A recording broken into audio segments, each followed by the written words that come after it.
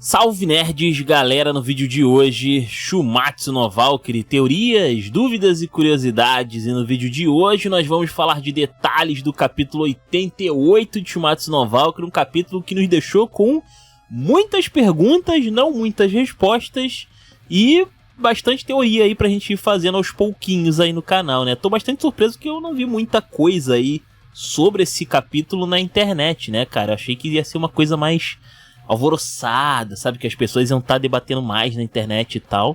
Tô bem surpreso de não ter muita gente falando sobre esse negócio não, mas, cara, é bastante interessante, principalmente essa parte inicial do capítulo, que a gente vai entrar já já, beleza?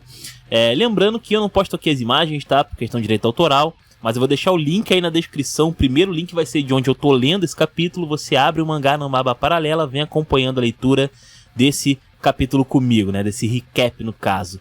E não esqueça também que você pode ajudar o canal de várias maneiras, seja através dos anúncios, seja através da função de membro por R$1,99, seja através do Valeu ou do Pix que tá na descrição, assim como as nossas afiliações, como a Shopee, comprando qualquer produto na Shopee pelo link que você acaba de dar no canal. Não esqueça também que nós temos um mural de membros. Ao se tornar membro aqui no canal, a partir de R$1,99 você acaba entrando para o mural, recebendo um salve. Então um salve para o Koala, nosso primeiro membro aqui do canal. Se você quiser entrar para o mural, quiser receber um salve e quiser ajudar o canal, não esqueça, se torne membro a partir de R$1,99. Muito obrigado e vamos lá então, sem maiores enrolações, vamos embora pro vídeo. Bom, nós começamos aqui, né, a falar dos detalhes desse capítulo 88, né, e não posso deixar de começar a falar sobre esses tais deuses primordiais, né, cara. Nós já temos aqui uma aparência inicial de alguns deles, né, e é tudo silhueta, beleza, né, não é exatamente o físico certinho, né, de como é cada um e etc e tal, mas vale a gente comentar algumas coisas, né? Primeiro que, especificamente, aparentemente uma mulher ali no meio, né? Recebe mais destaque, né? Uma mulher ali que tem uns chifres grandões ali, forma até uma espécie de lua, parece. Tem um adorno que eu vi a primeiro momento, eu achava que ela ficava por trás dela ali, mas dependendo da cena parece que o negócio tá flutuando ali, pelo que eu entendi. Então não sei se é uma espécie de coroa reversa que é por trás da cabeça, né? Ou se seria ali uma espécie de acessório que vai flutuando ali atrás dela. Tipo quando você edita certos personagens em certos jogos e fica uma parte flutuando, às vezes acontece. Eu lembro que isso acontecia bastante em Soul Calibur, se eu não me engano, tinha bastante isso, do 3 pra frente. Bom, e tem aqui a aparência de vários deuses primordiais aqui, né? E eu chamo a atenção que alguns deles, cara, tem um design um tanto aristocrático, eu diria, né? Não é um design assim lá muito antigo, né? Tipo, dá pra falar que é um design antigo no sentido assim de... não é da nossa época, mas é um negócio assim que não é tão longe assim, né? Não é uma coisa primitiva realmente, né? Eles têm uma aparência mais ou menos... como é que fala? Uma coisa meio vitoriana, meio... Sabe, Castlevania? Tipo, é um negócio meio Castlevania. Eu tenho essa sensação de que é mais ou menos por esse caminho que tá o design da maioria dos personagens aqui, tá? É um negócio bem esquisito. Tem um cara ali atrás que ele tem uma espécie de chapéu de bruxa, só que bem murcho, né? Aquela aba do chapéu assim, bem caído e tal. Aqui, mais embaixo dele aqui, tem um cara que ele parece ter uma como é que fala? Como se fosse uma gola tipo uma gola de terno, só que na cara dele, né? O negócio vai subindo assim, faz uma aparência, um negócio meio parecido com o céu lá do Dragon Ball, né? Bem estranho, ele tem umas unhas gigantes, né? Tipo umas garras aqui e tal. Cara, muito louco. Tem uns bichos aqui mais deformados ali do outro lado, né? Tem uma pessoa ali que a gente vê que ele parece meio deformado, parece meio mais arredondado ali, a pessoa é meio estranho. Não dá pra saber direito o que é mão, o que não é. Que fica do outro lado ali daquela deusa que tá no meio, né? Bem curioso. Tem mais... pelo menos aqui que eu tô vendo mais uns 3 personagens aqui em destaque, né? Que ficam aqui na frente. E eles aparecem em outra cena, pelo que eu entendi, né? E, cara, eu sei lá, essas roupas aristocráticas me chamam a atenção, porque nós temos alguns personagens com esse design aí no Ragnarok, né? Bem interessante. Fico me perguntando se não temos um infiltrado, talvez, aí dos deuses primordiais no Ragnarok, né? Mas, bom, acho que aí eu já tô pensando demais, talvez, vai. Indo longe demais, mas enfim, é bem curioso. E, bom, é comentado aqui então, né, que eles estão aí desde a origem do universo e do início de toda a criação, né? E o que acontece? eles são, na verdade, né, a origem do universo e o início de toda a criação, né? E eles eram muito poderosos, né? Porque afinal de contas, meio que eles criaram tudo, teoricamente, né? Eles têm o poder de criar e apagar praticamente qualquer coisa, seria mais ou menos isso. É como se eles tivessem a habilidade lá daquele deus lá do Dragon Ball, né? Que eu já esqueci o nome já. Mas, enfim. E aí a gente vê aqui de outro ângulo, né? Esses deuses primordiais. Parece que é a mulher ali do meio, né? Que ela tá aqui numa pedra, fazendo uma espécie de gesto ali ao universo e tal. Os planetas estão bem perto, que me lembra bastante da Titanomaquia lá dos Zeus, né? Lembro bastante desse negócio aí. Fico me perguntando se os titãs têm alguma coisa a ver com essa história. E nós temos aqui dois personagens que estavam lá em cima, né? Que estão ali atrás dela, ali no caso, né? É o cara que tava do lado ali, que é meio arredondado, meio deformado ali. E um dos aristocratas aqui da frente, né? Especificamente aqui. Interessante. E, aparentemente, pelo que comenta aqui, né? Eles eram muito poderosos, né? Esses deuses primordiais, que o corpo deles não aguentava o próprio poder. Isso é um negócio bastante interessante que a gente vai falar aqui nesse vídeo de teorias, dúvidas e curiosidades, tá? O poder deles era grande demais até para eles mesmos, né? Pois é. Mas é comentado aqui que eles retornariam ao início do caos, né? E o que acontece? Aparentemente o Odin tem alguma conexão aí com esses deuses, né? Que inicialmente a gente vê aqui que inclusive os pássaros do Odin dão uma menosprezada, né? De que essa história aí de deuses primordiais é um negócio muito absurdo, né? E eu acho interessante isso porque, tipo assim, o Buda, né? Quando vai questionar aqui o Beelzebub sobre esse lance aí de ressuscitar um deus primordial, né? Os pássaros acham piada, né? Só que, cara, é uma ambição do Odin. Eles não deveriam fazer esse tipo de coisa, tá ligado? Só que é tão ridículo que eles até ignoram que eles estão rindo de algo que potencialmente o Odin estaria interessado, tá ligado? Cara, pra esses pássaros estarem rindo é porque é muito absurdo, tá ligado? Porque eles sabem o lugar deles. Eles não se metem com o Odin e companhia. Mas, enfim, é bem curioso, né? E a gente vê aqui então, né, que era pra ser um mito, etc e tal, mas o Beelzebub fala que ele tem uma prova disso, né, que ele viu que existe algo que joga a favor dessa teoria aí da ressurreição de deuses primordiais, né, que é um livro chamado de Livro de Gornir, tá? E sobre essas runas aí que está no livro, né, basicamente a tradução do nome é literalmente Livro de Gornir, ok? Eu fui num site único traduzir essa desgraça. É literalmente isso que tá aí, tá? E o que acaba acontecendo? Eu achava que teria mais algum easter egg aí, mas enfim, não é. Whatever, né?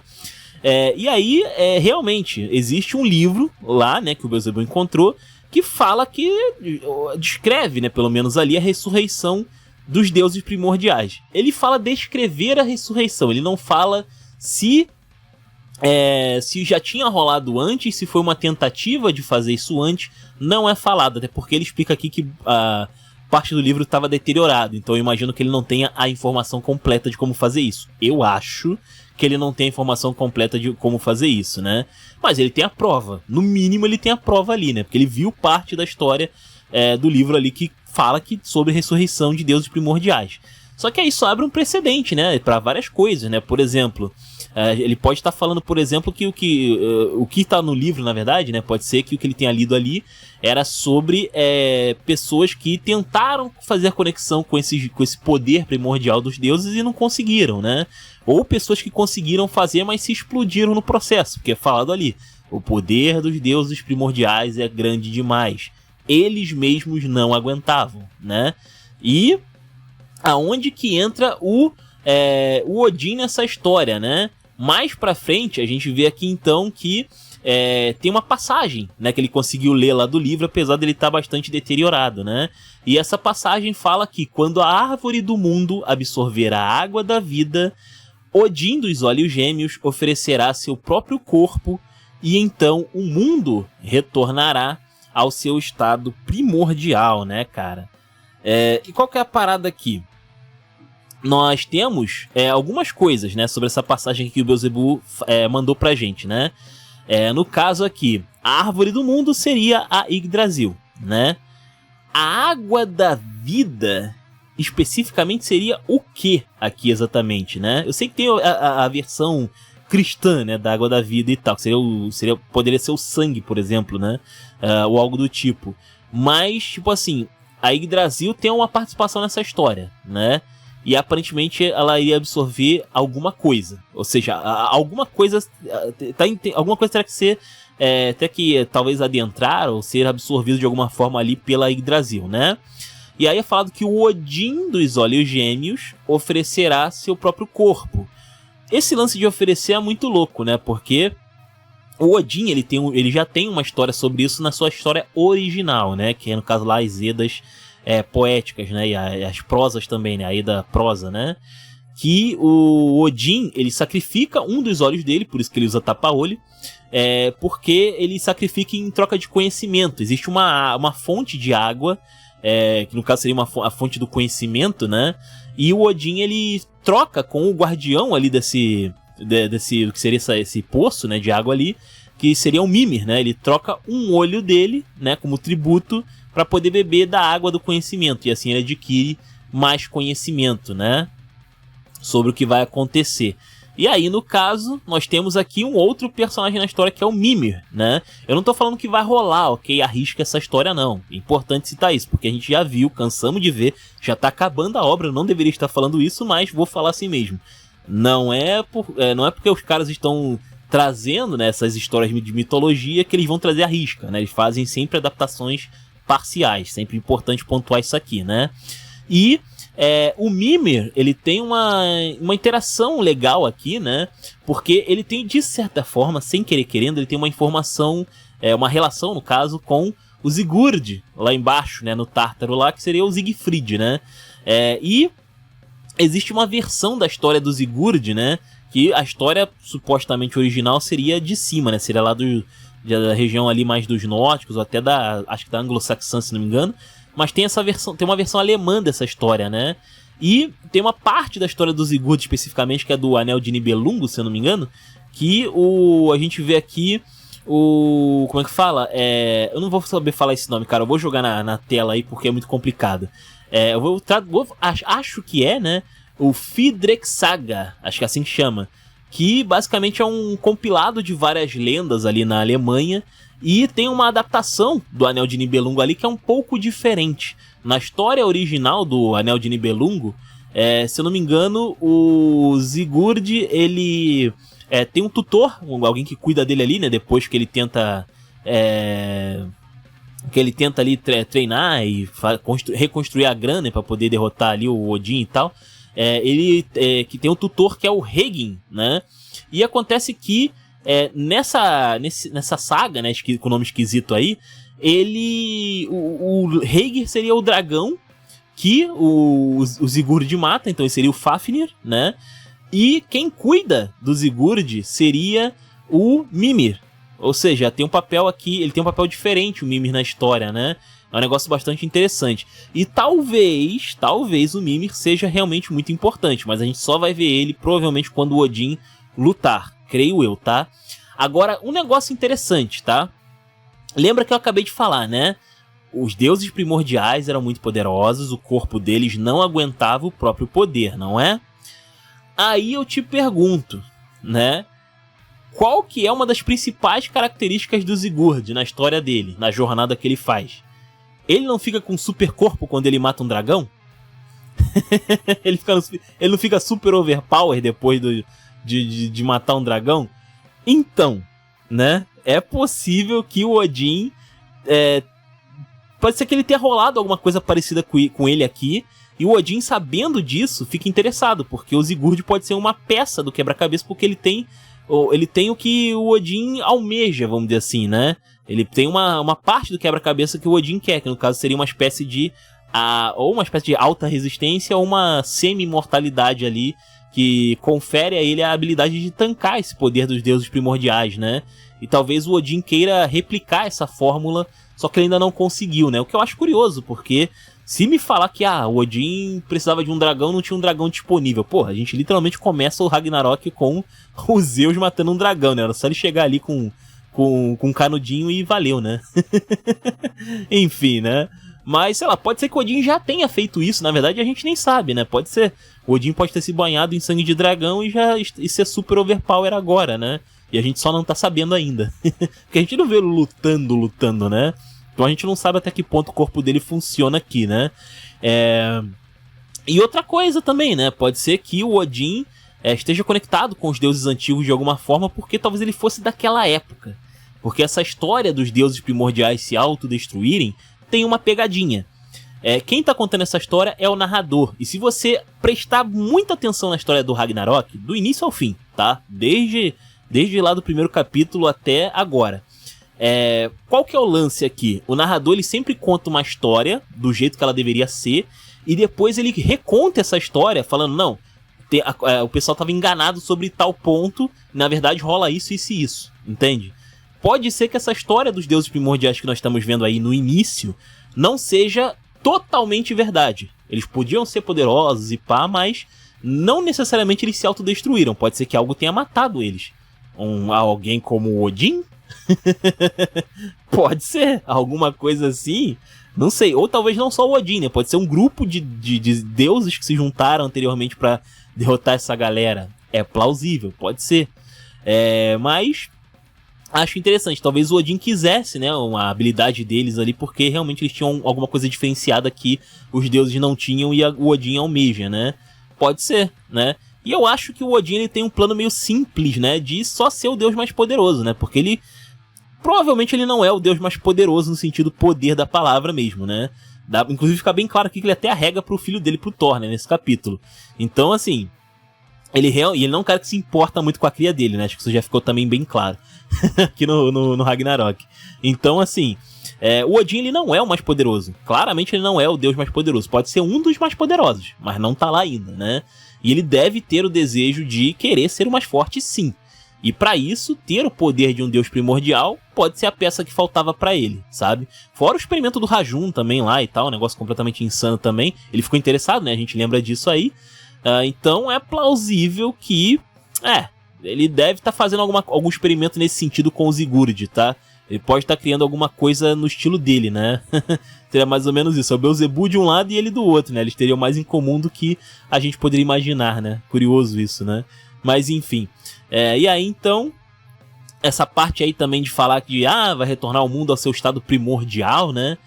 Sei lá, ele pode estar querendo governar no reino dos deuses sozinho, né? Pode ser esse negócio. Ele quer então matar todo mundo ali que poderia ser uma ameaça pra ele e depois só sair de boas, né? Seria mais ou menos essa a ideia. Bom, e aí o Beelzebub fica questionando ele aqui sobre isso, né? Ele começa a dar umas risadinhas, começa a ficar balbuciando ali, me diga, né? Como se as pessoas ficam toda hora questionando ele, né? E fala que eles são tudo verme e tal. E ele fica claramente assim, ele vai ficando cada vez mais ensandecido, né?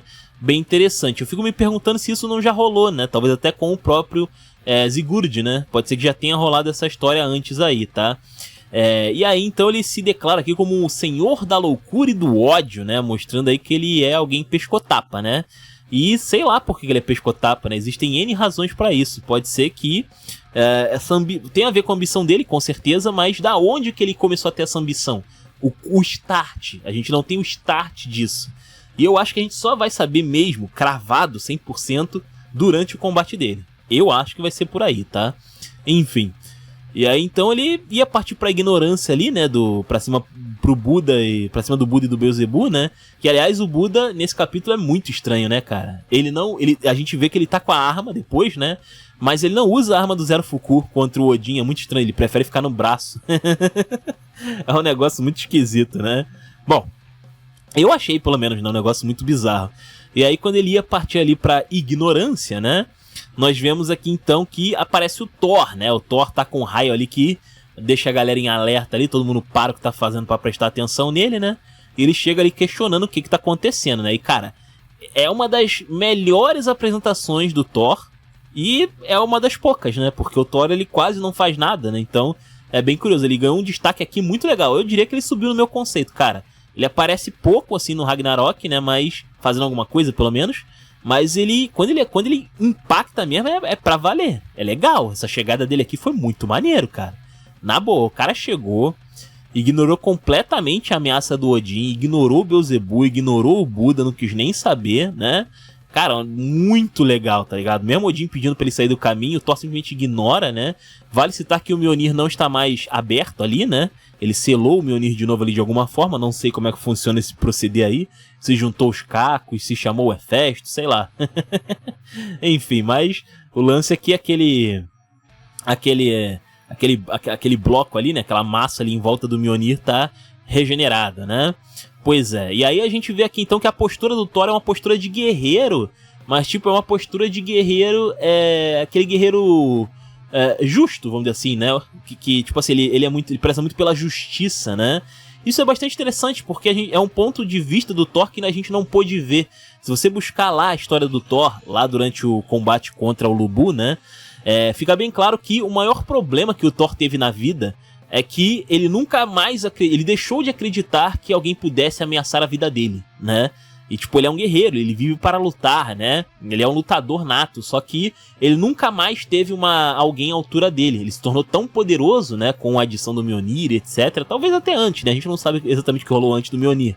Mas, tipo assim, o Thor, ele é tão apelão, né? Ele é visto como tão apelão, que ele não tem um desafio à altura. E por não ter um desafio à altura por muito tempo, ele ficou desacreditado na vida. Ah, eu posso vencer o que eu quiser, que se dane, né? Por isso que ele foi, então, desacreditado lá, lutar contra o Lubu, né? Ele não achou que ia dar nada aquela luta, né? E aí o Lubu acende essa chama nele de novo, né? Que tinha se perdido ali. E agora o Thor, ele tá revigorado, vamos dizer assim, né? Ele tá mais são, né? Menos depressivo, né? Lubu aí... psicólogo, quem diria, né? E aí a gente vê então a postura do Thor aqui melhorada, como é que é, né? Que ele, no caso, preza bastante aqui, né? Pelos que caíram na arena, né? Ele é um cara que... ele não quer que o Ragnarok seja manchado por picuinhas, basicamente aqui, né? Ele não vai permitir que isso aconteça. E pra isso ele vai bater em todo mundo. Vai bater no Beelzebub, vai bater no Buda, vai bater no Odin. É só continuar seguindo em frente ali a briga que ia dar ruim, né? Eis a questão, ele consegue bater na galera? Eu diria que sim. Eu já expliquei essa história. O problema do Thor não é velocidade, não é nada disso. O problema do Thor é o tamanho da porrada dele, porque a marreta bater no chão é uma coisa. O raio que sai dali é numa área gigantesca. Ele, cara, na moral, ele quebra aquele lugar inteiro onde tá todo mundo. Como você esquiva desse negócio, tá ligado? Desse martelo? Só pular não é o suficiente, rolar não é o suficiente, ir pro lado não é o suficiente, tá ligado?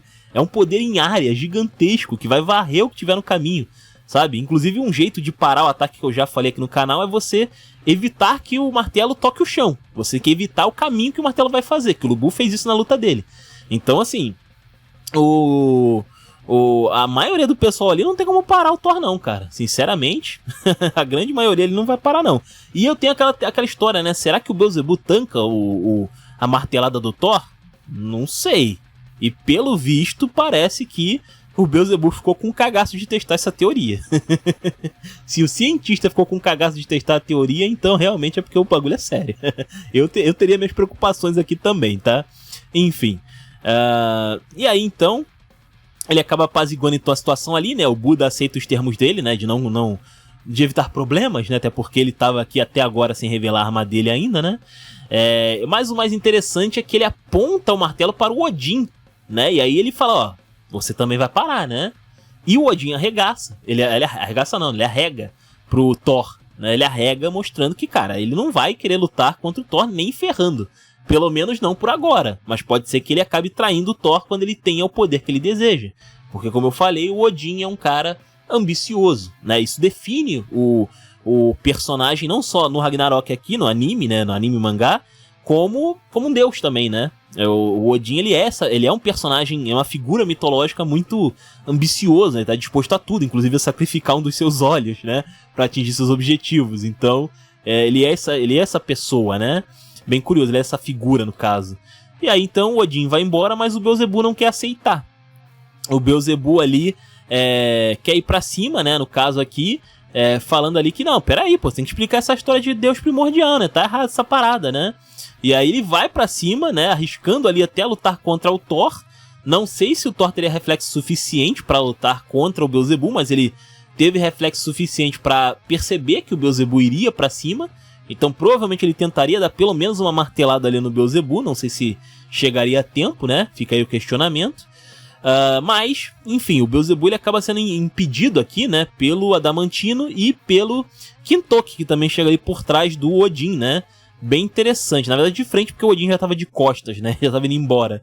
É bem interessante. Repare no Kintoki, quando ele chega, que ele está surrado, tá? Ele está com arranhões, com alguns pequenos hematomas ali, né? Muito comum de quem teve uma fight há algum tempo, né? Interessante. E, bom, essa parte que chama atenção, no caso, pelo Adamantino, né? Porque o Adamantino acaba impedindo ali que o Beelzebub fizesse uma besteira. E o Adamantino usa o argumento do Hades, né? Ele apela aqui pra chamar o Hades-sama, né, cara? Muito legal. E, tipo, o Hades é argumento suficiente pra parar muita coisa, né, no Ragnarok. Acho bem interessante esse negócio. No caso aqui, né, ele foi usado aqui ele usou aqui como uma espécie de sermão, né? Porque o Hades era uma pessoa muito querida e tal, né, pelo Beelzebub, né? E ele não pode agir como um idiota, não pode desonrar ali, não pode ferir a dignidade ali no caso do Hades, né? Porque ele carrega agora o legado do Hades, pelo que o Adamantino comenta aqui, né? E o Beelzebub ele para. Isso é o suficiente pra fazer o Beelzebub parar. O Beelzebub que tava ali, tipo, né? Por um momento ele pensou em passar pelo Thor, comprar briga com o Thor, arriscar levar uma martelada hit kill, né? Pra tentar perguntar pro Odin maiores informações, né? Mas o Hades, não, peraí, pô. Se é o Hades, então eu vou ter que parar aqui, né? Pelo Hades a gente dá um break, né? Cara, isso é muito insano. O Hades era muito respeitado. Demais, assim, exageradamente. E não é de hoje, né? Eu já tinha comentado sobre esse negócio aí em outros carnavais, né? Até o Poseidon, que é super orgulhoso, praticamente não vê ninguém como igual, né? Até a sua morte, inclusive. Mas, no caso aqui do Hades, ele respeitava também. Então, cara, realmente, se o Poseidon respeitava é porque o cara era brabo demais. Basicamente é isso, né? Enfim. E aí, então, Beelzebub acaba deixando isso de lado e o Odin acaba indo embora ali com o Thor, né? E tem também aqui, né, que quando o Odin ele vai embora, né, ele passa olhando pro Kintoki, né, que acha estranho. Cara, que esse cara quer comigo, né? O Kintoki não entendeu nada.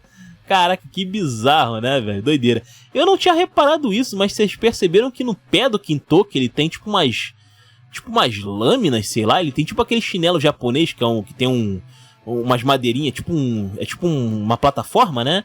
Só que no caso dele fica parecendo um negócio de patinação, não é?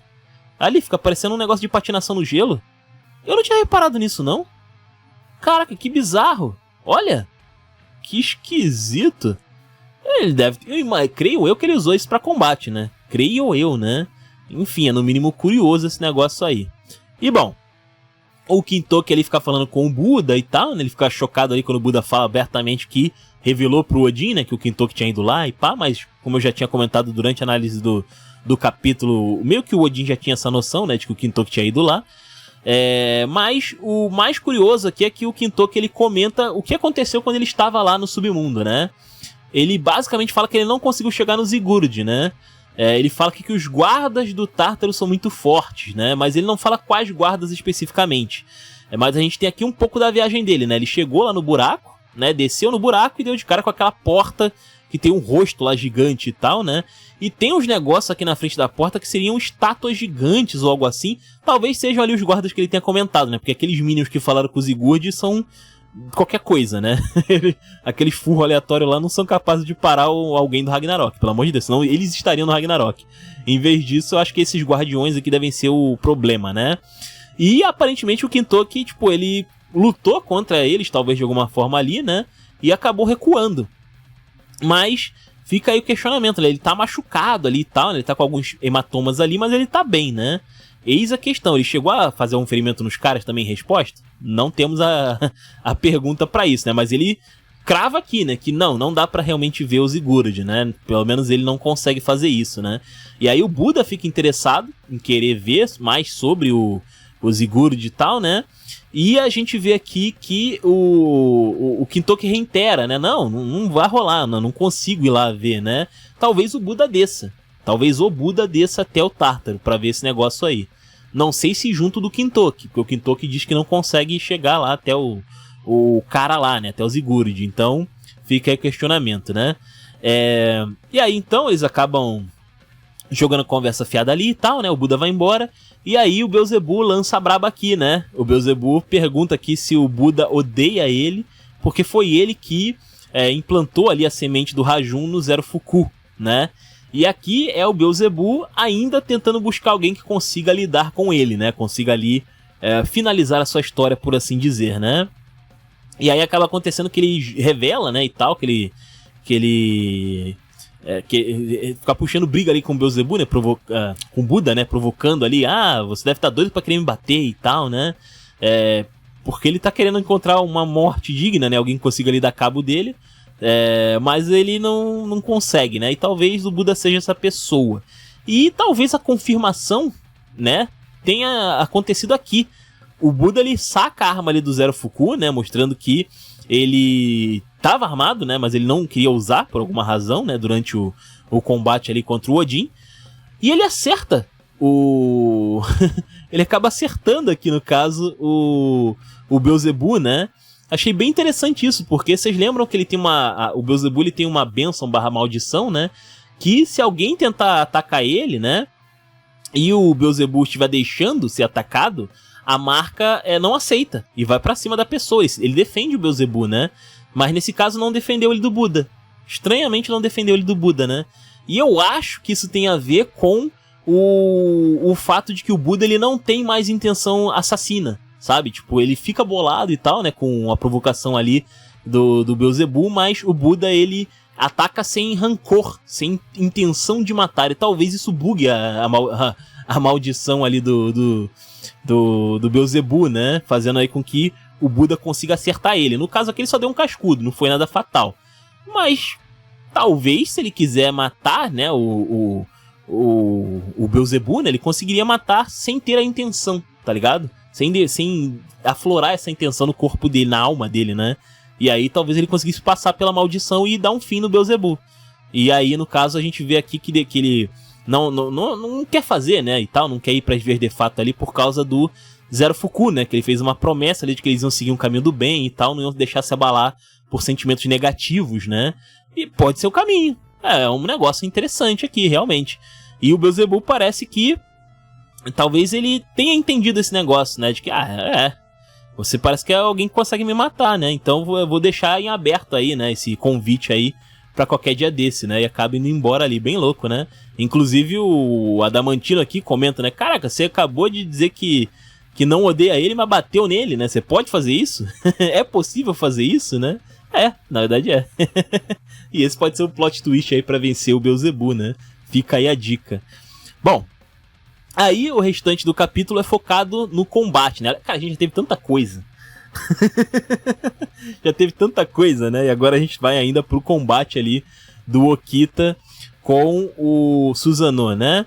E bom, a galera aqui tá assim, tipo, em silêncio, né? A gente só consegue ouvir ali o som das espadas ali se tocando e tal, né?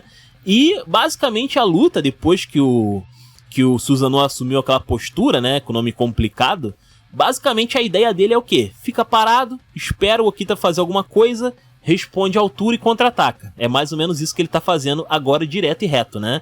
Só que eu chamo a atenção que, tipo assim, pelo que dá a entender na história, o Susanoo já tinha mais do que suficiente pra derrotar o Okita, né? Até esse momento aqui, sem ser o que tá rolando depois. Até aqui, fica bem claro que se o Susanoo tivesse partido pra ofensiva, pra ignorância, o Okita não teria como ir pra cima dele, tá ligado? Ele tem mais experiência de combate, ele tem mais treinamento, né? Ele conhece todas as técnicas afiadas e tal. No caso, ele tem treinamento, ele tem experiência de combate, não é bem do combate em si. Já vou falar sobre isso. Mas ele tem mais experiência, né, no sentido de conhecer mais a arte da espada do que o Okita. Ele é muito mais forte fisicamente, eu já apontei isso no outro capítulo, né? Que ele consegue dar porradas que arremessam o Okita igual um boneco, né? Quase que um moleque entra em ragdoll. Então é um negócio muito insano.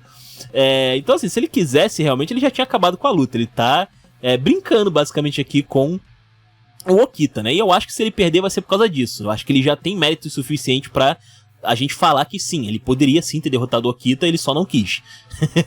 Ele ficou trolando, é mais ou menos essa parada, né? Bom, inclusive ele faz aqui, né, o negócio que eu falei, né? Ele ataca o Okita, né, num contra-ataque, o Okita bloqueia, Ele é arremessado ali praticamente numa casa, mas ele se impulsiona na parede pra voltar ali, né?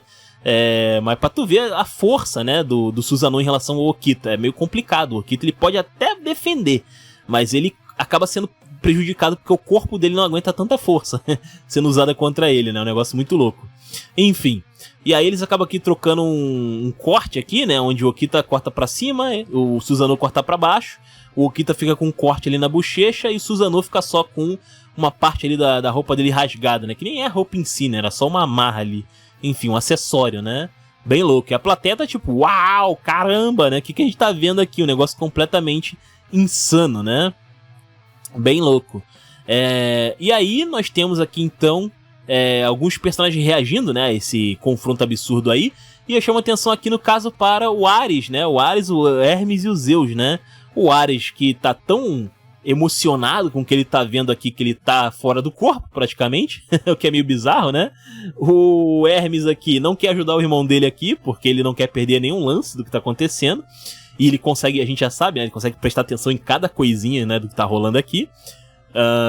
E o Zeus aqui, né, falando que ele acha espadas legais, né? Ele gosta do conceito das espadas, mas ele prefere mesmo são os punhos, né? Os punhos são a verdadeira arma ali que ele precisa, né, de um deus. Aí sim, hein? Respeito. O cara é brabo.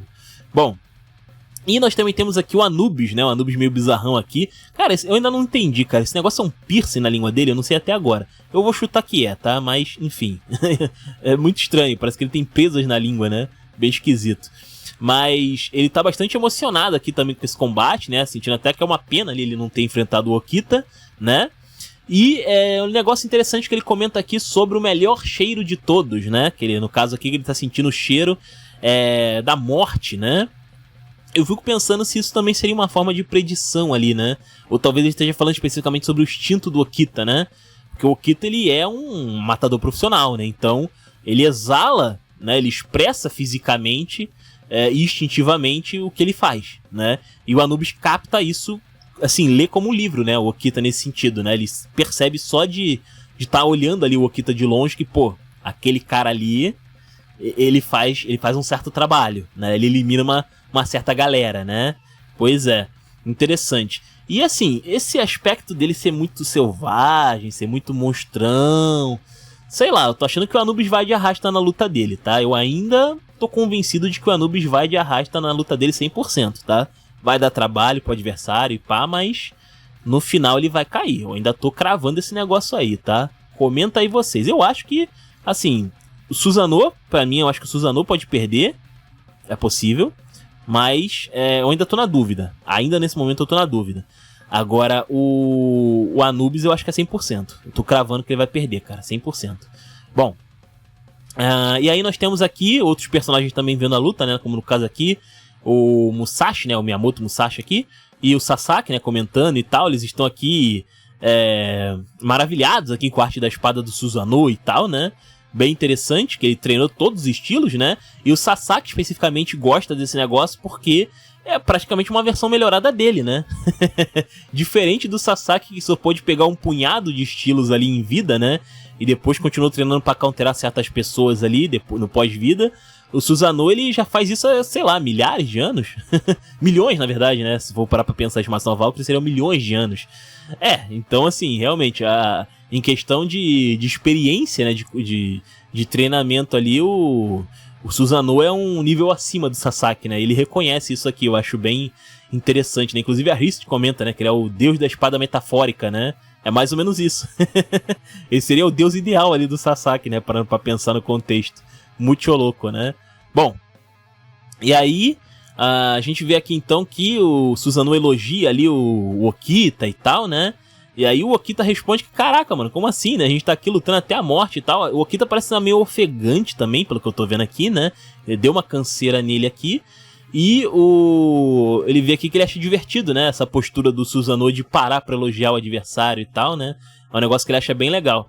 E a postura do Okita de achar, tipo, de fazer mó graça ali, né? Pô, que legal, mano. Que maneiro que você parou pra fazer isso, né? Chama a atenção aqui da galera do Shinsengumi ali, né? Especificamente o Hajime, né? Que ele comenta aqui que, pô, peraí, né? Eu entendi que o Okita tá se divertindo e tal, mas ele não pode perder a concentração, né? E aí o Kondo explica aqui que o Okita não tá perdendo a concentração, é que ele sempre esteve no limiar ali, né? Na verdade, todo mundo do Shinsengumi sempre esteve ali no campo de batalha, toda hora. O pessoal tá meio que acostumado com a morte, né? Mas o Okita, ele tá um pouco à frente disso, né? O Okita, ele meio que já tá tão acostumado, ele tá tão tranquilo, né, em relação a isso, que pra ele é só mais um dia ali, né, praticamente. Bem interessante. E aí depois a gente vê aqui, então, que o Okita, ele tem algo que o Susanoo não tem, né? No caso aqui, o Susanoo, ele tinha todas as técnicas de espada conhecidas ali, menos essa que o Okita mostrou aqui, né? Que simplesmente é uma postura onde ele abaixa a espada e a gente vê que ele muda bastante, né? Ele fica com a cabeça mais baixa, né? Um pouco mais... ele parece debilitado, algo assim, né? Ele parece relaxado, inclusive, né? E aí a gente vê aqui que essa postura é parecida com algo que existe na vida real, que no caso é um estilo, como o Musashi comenta aqui, chamado de Yagyu Shinkage Ryu, acho que é assim que fala. Que no caso essa postura é real, vou botar a imagem aí, né, no caso de alguém usando essa postura aí, mas seria no caso uma postura que existe, né, e basicamente você luta com a guarda abaixada, né, de propósito, pra chamar o inimigo pra você, né, o cara subestima você por estar com a guarda tecnicamente baixa, mas mal sabe ele que essa é a guarda. Pois a jogada é essa é a guarda, né, o cara não espera que essa seja a guarda. E aí, então, o inimigo sofre as consequências aí, né? E o Sasaki fala, é isso, mas não exatamente, né? Algo diferente, né? Que o Okita provavelmente desvendou justamente porque ele está muito acostumado a estar entre a vida e a morte, né? Ele sempre está ali no limite, né? E isso é uma coisa que provavelmente, como o Sasaki comenta aqui, né? É algo que o Susanoo talvez não saiba, porque o Susanoo, ele lutou contra várias criaturas, né? Nas suas histórias, etc., mas o Susanoo, ele nunca, tipo assim, ele não parece estar frequentemente ameaçado, entende? Ele não se sente ameaçado o tempo todo. O Okita não. O Okita, ele é um humano normal com uma espada, pô. O cara, ele sempre tem sua vida ameaçada de alguma forma. Seja por uma espada, por uma arma de fogo que já existia naquela época, inclusive, né? Ele tá sempre a vida dele tá sempre em perigo, né? Então, ele teve que se reinventar de maneiras que o Susanoo não pensa. Sabe, essas coisas não existem, essa postura não existe na vida do Susanoo, pelo menos até o momento, né? E aí, então, a gente vê aqui que o Okita, quando ele vai pra cima do Susanoo, a gente vê que ele vai bem tranquilo, mas ele tá com o olhar exalando aquele olhar vermelho dele, né? Aquele olhar demoníaco dele, né? Bem interessante. Normalmente, quando a gente vê o Okita com esses olhos aí, ele tá mais animado, né? Mas nessa postura, ele meio que consegue parecer tranquilo ao mesmo tempo que não, né? Bem bizarro. E aí a gente vê que a combinação bizarra, né, do Okita é um negócio monstruoso, né? Ele dá um ataque muito rápido aqui, né? Uma série de ataques rápidos que o Susanoo mal consegue acompanhar.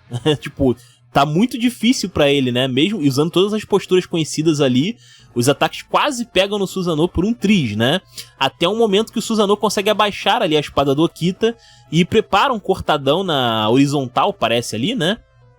E aí a gente vê aqui que, no caso, é quando o Sasaki comenta aqui e tal, né? Que o Okita tem algo que o Susanoo não tem e tal, né? Que, no caso aqui, é a experiência das inúmeras vezes que ele já esteve cara a cara com a morte, né? E aí a gente vê aqui, então, que pra counterar o ataque de espada do Susanoo, o Okita simplesmente usa ali a base da espada, né? Aquele apoio, né, da espada, e trava o braço dele. Travando o braço dele, ele não vai poder fazer mais nenhum movimento de espada. E isso aí, então, abre brecha pro Okita dar um cortadão violento ali no Susanoo, que eu sei lá, hein, do ângulo que pegou, pode ser que ele tenha perdido até aquele braço. O braço que foi parado pelo Okita. É possível que ele tenha perdido um braço no processo, viu? É plausível. Inclusive ele tá um pouco mais afastado na cena aqui, né? Pode ser que o corpo dele não tenha sido cortado, mas o braço tenha. É algo que pode acontecer aqui, tá? Vamos ficar de olho aí, então. E vamos ver também, espero que tenha mais coisa aí sobre essa história de Deus primordial e Sigurd, etc e tal, né? Achei bem interessante. Acho que foi o ponto alto, se pá, né? Foi o ponto mais alto aí, na minha opinião, desse capítulo, tá? Mas comenta aí, os comentários são de vocês, se inscrevam, compartilhem. Taverna do Bacon, link na descrição. Eu vou ficando por aqui, valeu nerds, fui!